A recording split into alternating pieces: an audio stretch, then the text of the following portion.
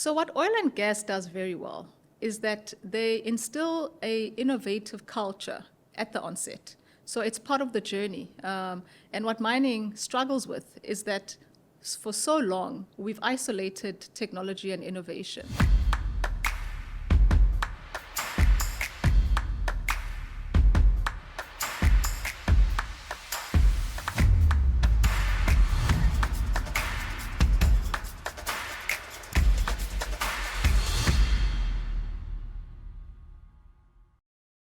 Mining is under growing pressure to modernize while operating in increasingly complex and constrained environments. Yet many of the technologies mining is now exploring have already been stress tested elsewhere. The oil and gas industry has spent decades deploying advanced digital systems, managing high-scale consequence risk and scaling innovation across global operations.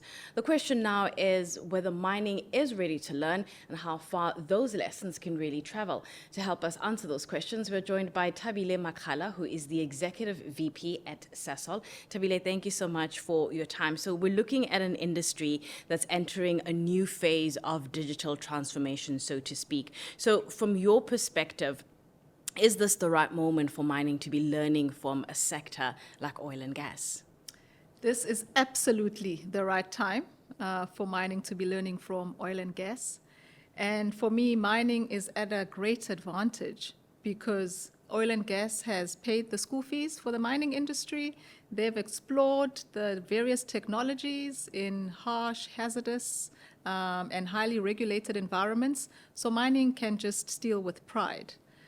Also, when we look at the mining sector, we're under pressure in as far as productivity is concerned and cost pressures.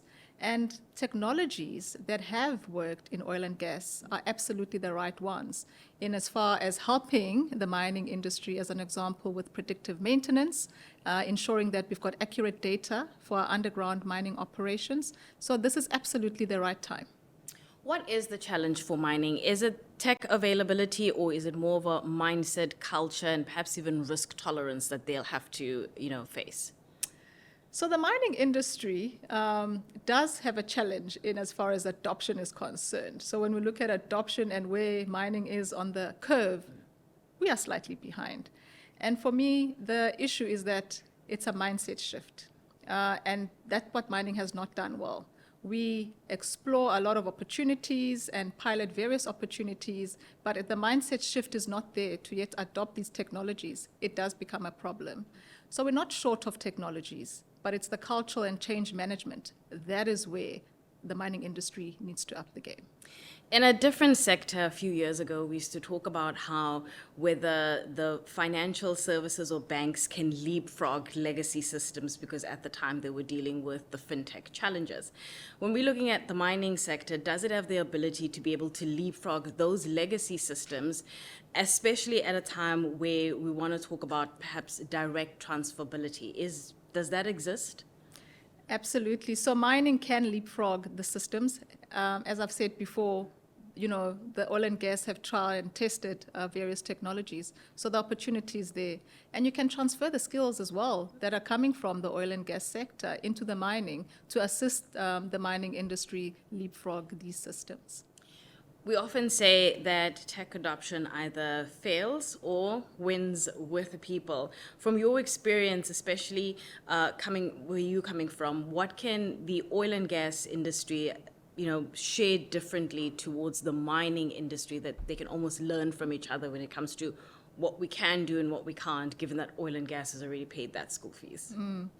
So what oil and gas does very well is that they instill a innovative culture at the onset. So it's part of the journey. And what mining struggles with is that for so long, we've isolated technology and innovation. So the key and a lesson to be learned from the oil and gas industry is that from the onset, you inculcate that culture and that mind shift change, which is, mining lags so often. So there's definitely some learnings from oil and gas there. We touched a little bit about skills and the transferability of skills. What about talent mobility across the sector? Do you find that some people might think that maybe it's not for me, or is there that excitement that I've learned something in oil and gas and I can definitely share those learnings with my colleagues or my counterparts in the mining sector. Is there that openness to be able to cross-pollinate across sectors? So as you said, I'm from Sasol, and we are very fortunate at Sasol because we are an integrated company.